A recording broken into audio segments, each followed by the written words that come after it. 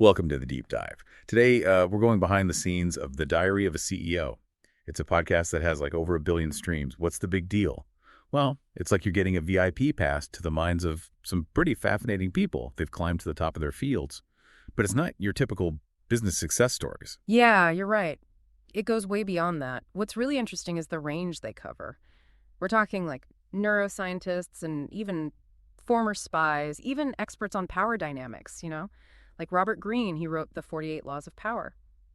Yeah, that episode with Green really got me thinking. He goes into some pretty intense strategies for building confidence, persuasion, and navigating power structures. It's a little controversial, but let's be honest. Who hasn't been in a situation where they needed to like finesse a negotiation or pitch an idea?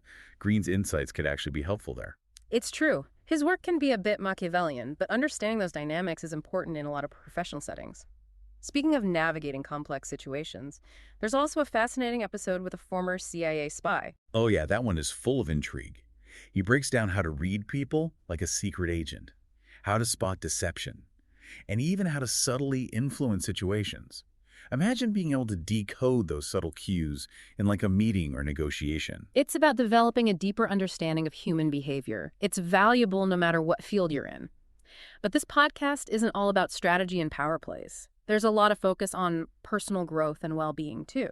For example, there's an episode with a neuroscientist who talks about the connection between stress and, get this, belly fat. You're kidding. What's the connection? Well, Dr. Tara Scored explains that when we're stressed, our bodies release this hormone called cortisol, which, among other things, can actually be detected in our sweat.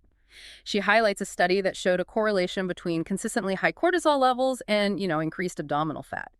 It's a fascinating example of how our emotional state can directly impact our physical health. That makes you think twice about those high-pressure deadlines. So it's not just about appearances, it's about our overall health. But she doesn't just leave us hanging with this scary statistic, does she? Of course not. She offers practical strategies for managing stress and improving brain function, things like mindfulness meditation, even specific foods that can help. Okay, so we've got spies, power strategists, neuroscientists. It's clear that The Diary of a CEO is not your typical business podcast. What else stood out to you as we were going through these episodes? Well, one thing that's really fascinating is how this podcast challenges conventional wisdom. Like the episode with the Harvard professor who debunks common myths about exercise, sleep, and even sugar.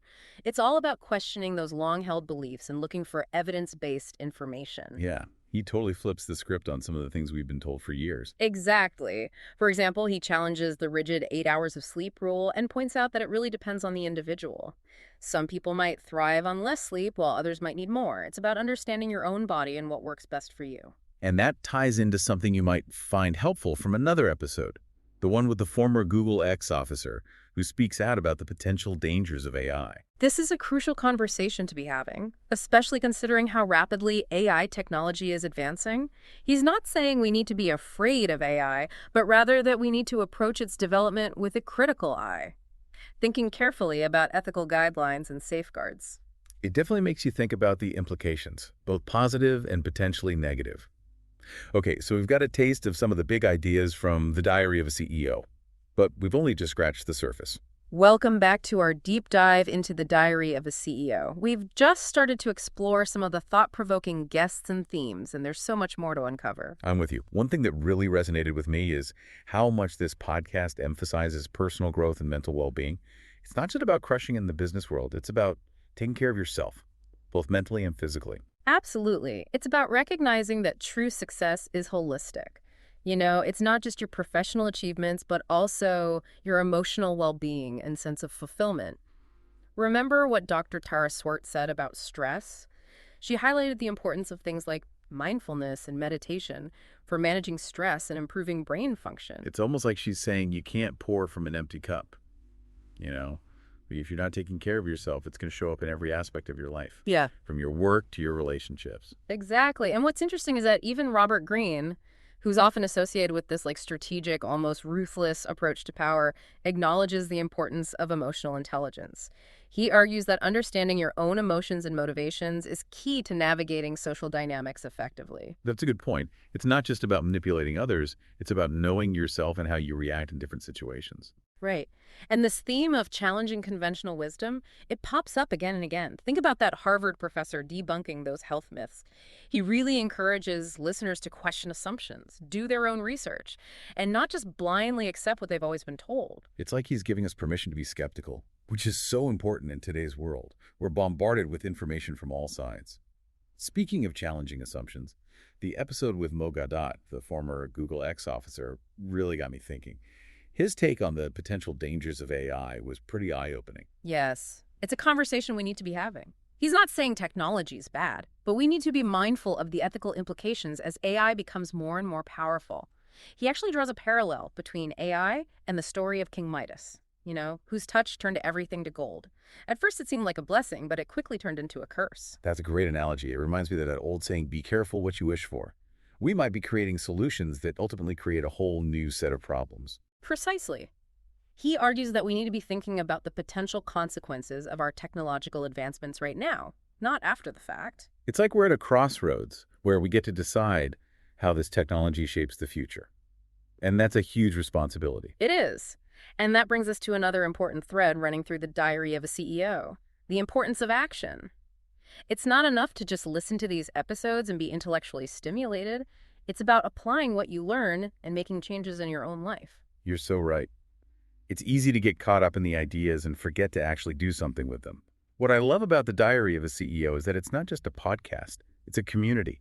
People are sharing their own insights, asking questions, supporting each other. I agree. It creates the sense that we're all in this together, figuring things out and striving for something better, whether it's starting a business, pursuing a creative passion, or simply adopting healthier habits.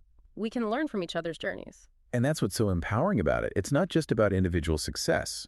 It's about collective growth and creating a better future for everyone. Exactly. As we head into the final part of our deep dive, I want you to think about which episodes have resonated with you the most. What are the key takeaways that you can actually apply to your own life? And what actions can you take to move closer to your goals? Remember, even small steps can lead to big changes over time.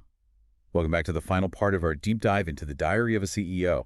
It's been quite a journey, exploring the minds of these incredible guests. And now it's time to distill all those insights into something we can actually use. What stood out to you as we were going through this? Well, one of the biggest takeaways for me is the power of mindset. These successful people, no matter what field they're in, they all seem to have a certain mental resilience, a way of approaching challenges that really sets them apart. It's like they just have this unshakable belief in themselves and their ability to figure things out. But it's not just blind optimism, is it? No, it's much deeper than that. It's about self-awareness, understanding your strengths and weaknesses, and having the grit to keep going even when things get tough. Remember what Dr. Swart said about stress? Managing your emotions is crucial for making good decisions and staying focused on your goals. And it's not about being perfect or never failing. Actually, a lot of the guests talked about failures they'd faced along the way. Yeah. What's interesting is how they viewed those failures, not as defeats, but as opportunities to learn and grow. Yeah. That growth mindset is so important for anyone who wants to really achieve something big. I mean, think about it. Every successful person has a story of setbacks and challenges they had to overcome. It's those experiences that shape them and ultimately make them stronger. So if you're listening to this and you're feeling discouraged because you've hit a roadblock, remember it's not the end of the world. It might actually be the perfect opportunity to reassess, learn something new, and come back even stronger. For sure. Now, cultivating that kind of resilient mindset, it takes work. Mm-hmm. One thing that came up over and over in the podcast is the importance of continuous learning. Yeah, they all seem to love soaking up information, whether it's books, podcasts, or just being curious about the world around them. But it's not just about passively taking in information, right? It's about applying it, experimenting, and figuring out what works for you. Exactly. It's about developing critical thinking skills, questioning assumptions, and forming your own opinions. Remember that episode with the Harvard professor? He was all about challenging conventional wisdom and looking for evidence-based information. That's a muscle we need to be using all the time. And that's what I love about the Diary of a CEO. It's not just entertainment. It makes you think more deeply, and it makes you want to take action. It encourages you to question what you think you know, explore new ideas, and get outside of your comfort zone. It also highlights the importance of community and surrounding yourself with good people. Whether it's mentors, people you work with, or just a network of friends and family, having people who believe in you makes a huge difference. It's like having a team of cheerleaders, but also people who are going to push you and hold you accountable. Don't be afraid to reach out to people you admire and ask for advice. You never know who might be willing to help or give you a great insight. Remember, success isn't a one-person show. It's about working together, connecting with people, and building relationships that are good for everyone. So as we wrap up our deep dive into the diary of a CEO, I want to leave you with this. What's one thing you can do today inspired by what you've heard in these episodes? It could be reading a book that one of the guests recommended, reaching out to someone for advice, or setting a small goal that gets you closer to what you want. Remember, even small actions can make a big difference in the long run. Exactly. And that's what this deep dive has been all about, taking inspiration from successful people and figuring out how to use it in our own lives. It's about understanding that success isn't some magical formula. It's a journey of learning, growing, and taking action. So keep exploring, keep asking questions, and keep pushing yourself to be your best. And who knows, maybe one day you'll be sharing your own story of success on a show like this one. That's all the time we have for today's deep dive. Until next time, keep diving deep and keep learning. Today is your lucky day. Today is the day that our $3 website works for you, paying you directly to your PayPal daily. Imagine $3 ongoing continuous payments to your PayPal account. Imagine falling asleep and waking up to $300 in your PayPal account. How would this make you feel? How could this help you? What bills could you pay? What kind of fun could you have? What does that retirement look like now?